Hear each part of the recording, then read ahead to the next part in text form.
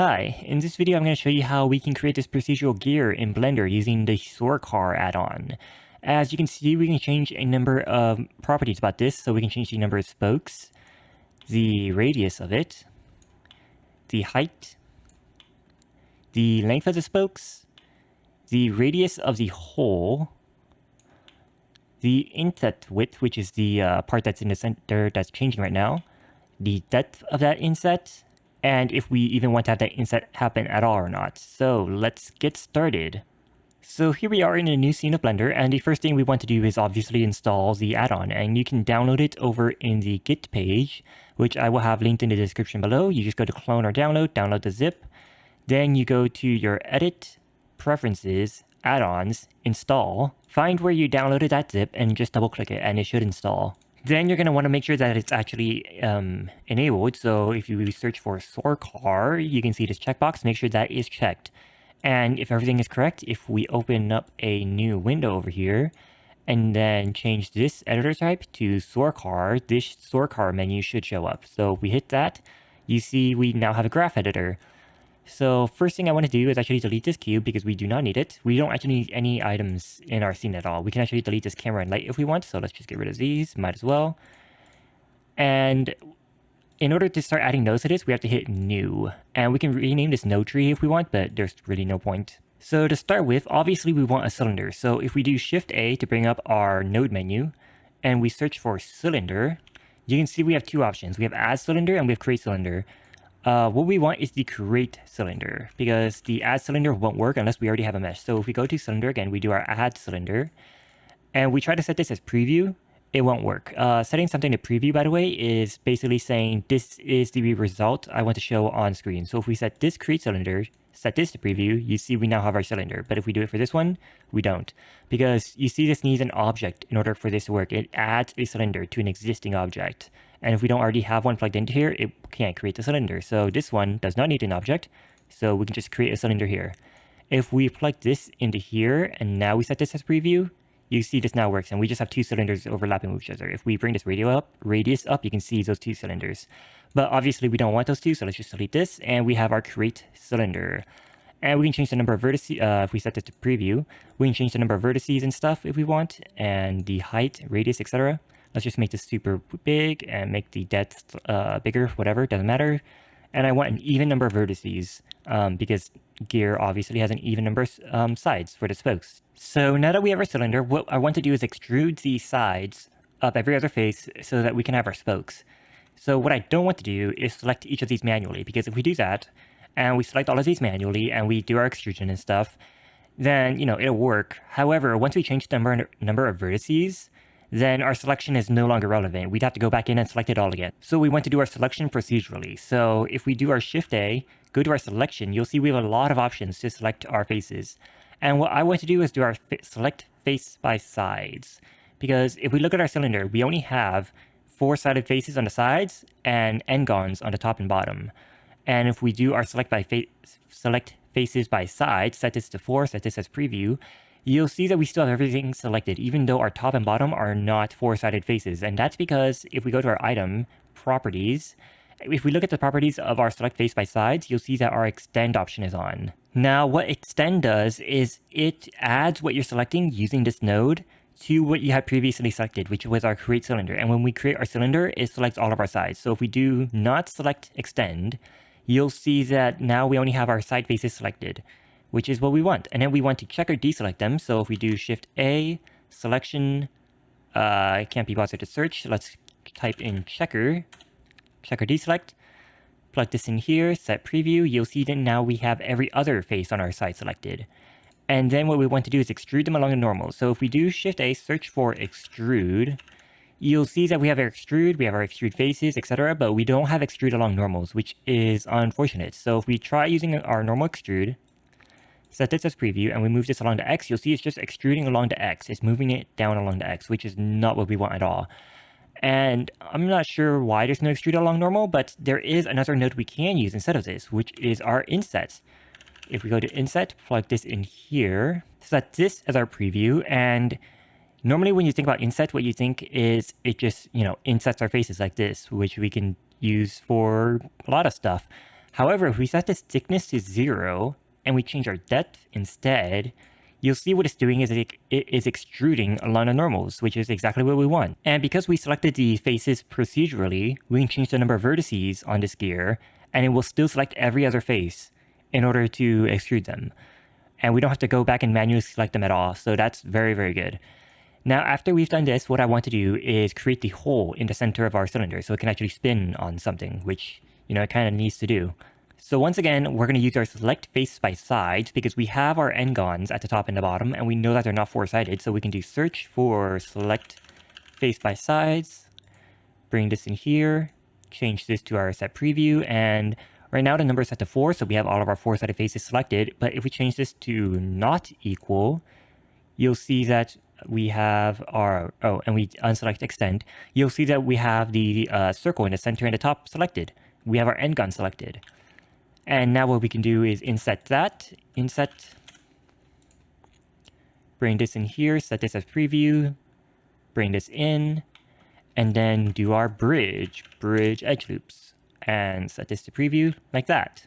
Now, obviously, we don't need the twist or the number of cuts in between to be more than 0, so we can get rid of these if we want by hitting this circle next to these. Boom, boom, and now those are gone. And if you want to bring them back for whatever reason, you can do it over here. I just thought I'd mention that because we really don't need these, and it was a good time to mention it. So now what I want to do is select the top faces and the bottom faces just on this ring, and inset them, and then inset them again to do that inset thing we did at the beginning of the video, if that makes any sense. So obviously we can't do our select face by sides anymore. If we do that, we do our... Actually, we can just Shift D, bring this over here, plug that in. And if we set this to preview, you'll see that we have nothing selected because when we did our bridge, everything became a quad. So this obviously will no longer work. However, we do have a lot of other selection options. So if we do our Shift A, go to Selection, you can see we have something called Select by Normal. And if you don't know what a normal is, basically it's what direction a face is facing. So if we set preview on our Select by Normal, you'll see everything's being selected because we have basically every normal being able to be selected. And the top one is our X, Y, Z, by the way. If we change the minimum and the maximum of these, we can change what normals are being selected. So for example, if we bring this up to 0, you'll see that nothing facing the negative X is being selected. Everything that's facing in this direction is no longer being selected because this is now set to 0. If we set this to 0 as well, you'll see the same thing goes for the sides. And now we have just the top and the bottom selected, which would be good. However, we also have the top of the spokes selected, and that is not what we want. And there's no way to go from this to having those unselected very easily. So what we're going to do instead is use another selection option. If we go to select, we can do a select more. So if we go back to our bridge edge loop, set this as our preview, you can see we have the inside faces selected. And if we do a select more, you'll see it increased the selection to everything that's also touching those faces. So that's just the top and not the top of the spokes as well. We still have the inside selected though, so if we bring this over to our select by normal, set this as preview, and we do the opposite of this. So if we set this back to -1, this back to 1, and the Z to 0, you'll see what it's doing is it's unselecting the top and the bottom, so everything on the side is selected. And if we change this to deselect, it will deselect the inside faces for us. So I'm just going to make this hole a little bit smaller so that we can have more room to work with. And then what we're going to do is do our inset stuff. So do a Shift A, search for inset. Set this to be our preview, bring the thickness in, and then we do one more inset, Shift A, inset. Obviously we could just duplicate that inset, but I don't feel like it. Change the thickness to 0 and change the depth to something that's negative to push it in. Oh, we also have to set this as preview. You can see we can now do that inset thing on the center. And once again, we can also change the number of vertices on this cylinder and it will still work. And you saw that there was a sort of glitchy thing right there though. I can't seem to, there it is, the exact number. Right there, okay. So for some reason, when we do our select by normal, if we go to set preview, you'll see that some of these are still being selected, even though they're not facing, even though they are facing the sides and not the top, these are still being selected. And I'm pretty sure this is a bug because they really should not be selected. I'm not sure if it's a bug with Blender with the select by normal like function or whatever, or if it's just a bug with this add-on. But either way, there are going to be some cases where using this select by normal will not work if we just have some arbitrary values here that just make it not work.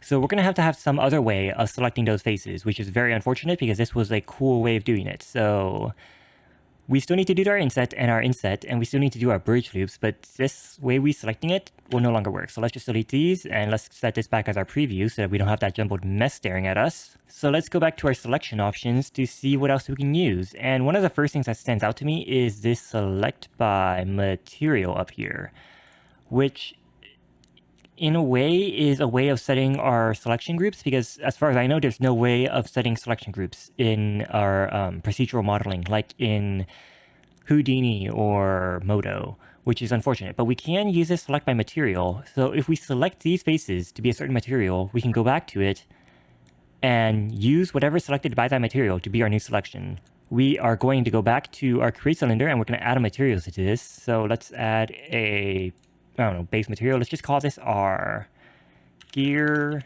mat. And let's make this metallic just because it should be metallic.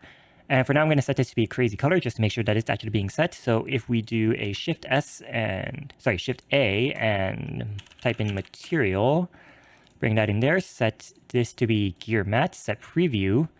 Nothing shows up because we are not in our shaded view. So let's go to our shaded view, and you can see it's now red. We have everything selected, and it is our gear material. So that is now working. Let's change this back to white because that should not be red. So now we need to go back to when we did our inset on these faces. I believe it was over here, set preview. Yeah, okay, it was this select faces by sides. That selected our center faces right here. So over here, we need to add a new material. Let's add a new material. We will call this something like temp